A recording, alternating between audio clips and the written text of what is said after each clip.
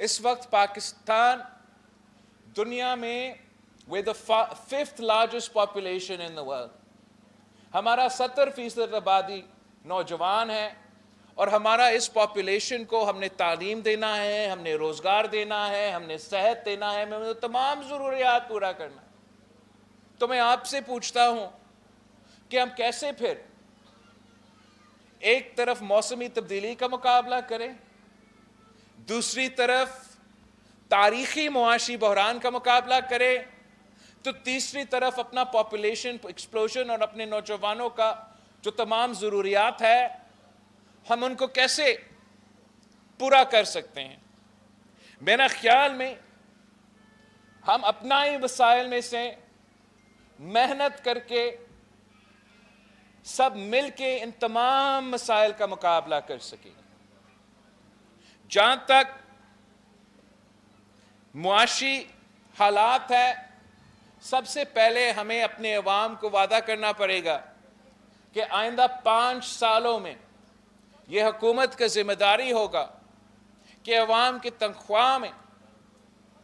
حکومت یہ ذمہ داری اٹھائے کہ 5 سال کے اندر ہی اندر مہنگائی کا مقابلہ کرنے کے لیے ہم نے تنخواہوں میں اضافہ کرنا ہے، اور ہمارا ٹارگٹ ہونا پڑے گا کہ 5 سال کے اندر ہم اس کو دگنی کیسے کر سکتے ہیں۔ ساتھ ساتھ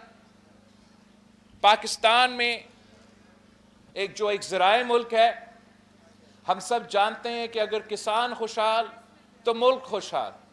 اگر کسان خوشحال تو پاکستان کے عوام خوشحال، اگر کسان خوشحال تو نہ صرف ہمارا معیشت خوشحال مگر ہم دنیا کا مقابلہ کر سکتے ہیں۔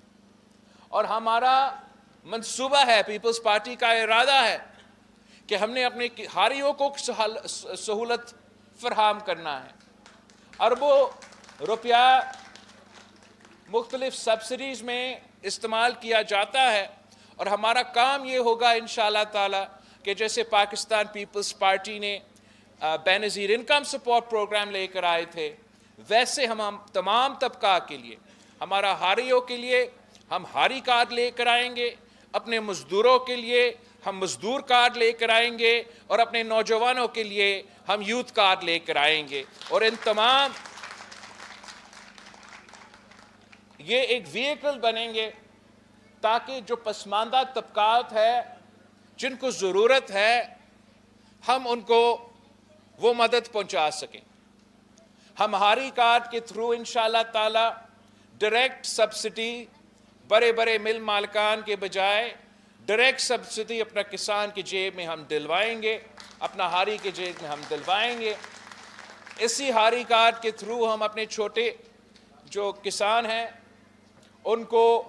ہم کراپ انشورنس بھی دے سکتے ہیں، ان کے جب کوئی ڈیزاسٹر ہو، جیسے سیلاب کے بعد جو ہم نے اپنے سیڈ کا کمپنسیشن یا جو بھی، جب یہ کارڈ ہوں گے، جب ڈیزرونگ ہمارے جو لوگ ہیں اس میں رجسٹر ہوگا تو ان کو سپورٹ کرنے میں، ان کو مدد کرنے میں نہ صرف حکومت کا آسانی ہوگا مگر جو ہمارا سوچ ہے کہ کسان خوشحال تو ملک خوشحال، وہ انویسٹمنٹ جو ضروری ہے ہمارا زرعی معیشت میں ہم ڈائریکٹلی اپنے چھوٹے کسانوں کے تھرو، اپنے ہاریوں کے تھرو کروائیں گے، اور ماضی کی طرح انشاءاللہ تعالی اپنا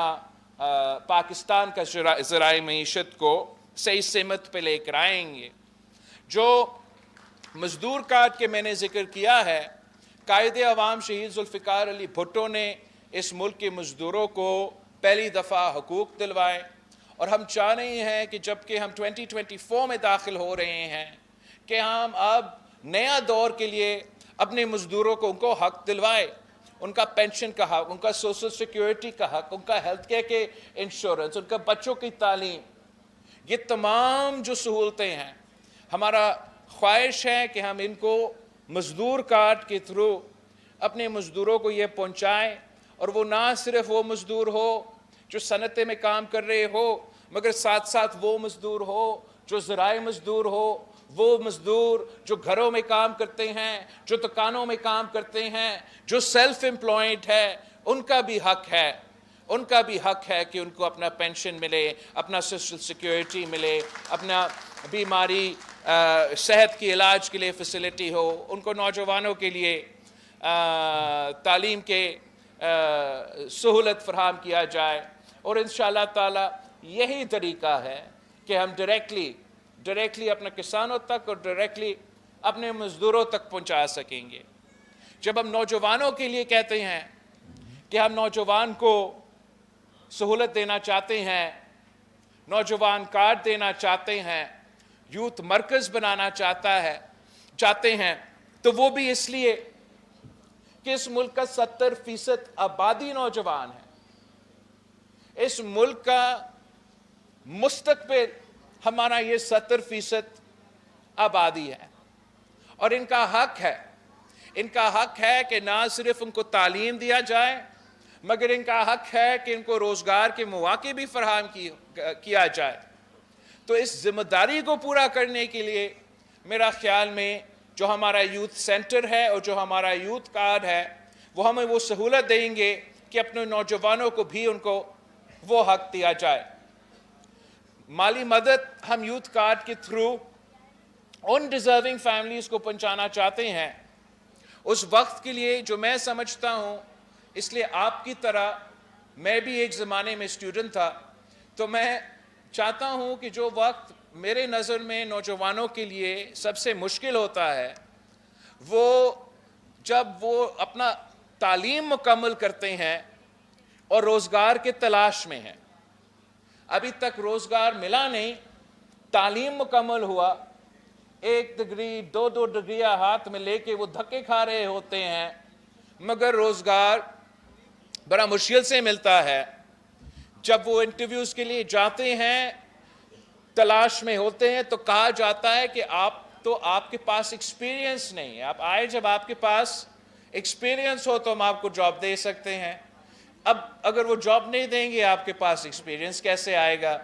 تو اسی مشکل میں ہمارے نوجوان جو ہے وہ پھنسے رہتے ہیں, نہ ان کے پاس روزگار دیا جاتا ہے, اور ان کا مایوسی پھٹتا رہتا ہے.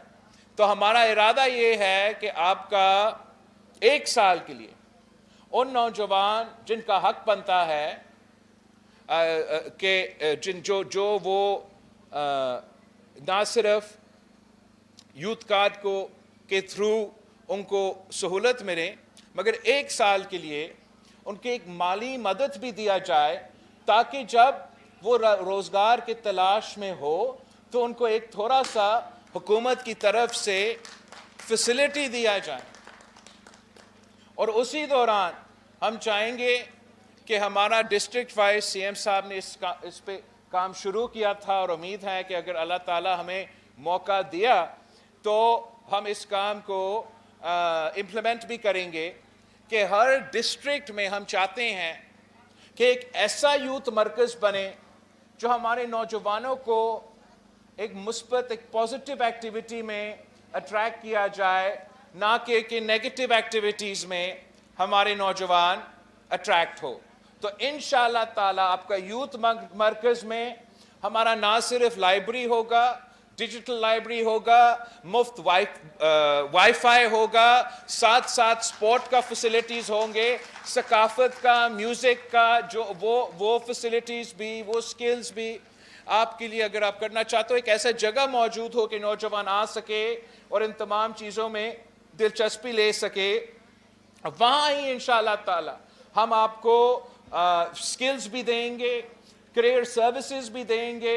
ایک ٹریننگ کروائیں گے اپنے نوجوانوں کو کہ آپ نے اگر انٹرویو دینا ہے کہ وہ انٹرویو کیسے دیا جاتا ہے, جاب کی تلاش میں ہو تو ہم کیسے آپ کو مدد کر سکتے ہیں کہ آپ کو وہ جاب ملے. انشاءاللہ تعالی جب یہ نظام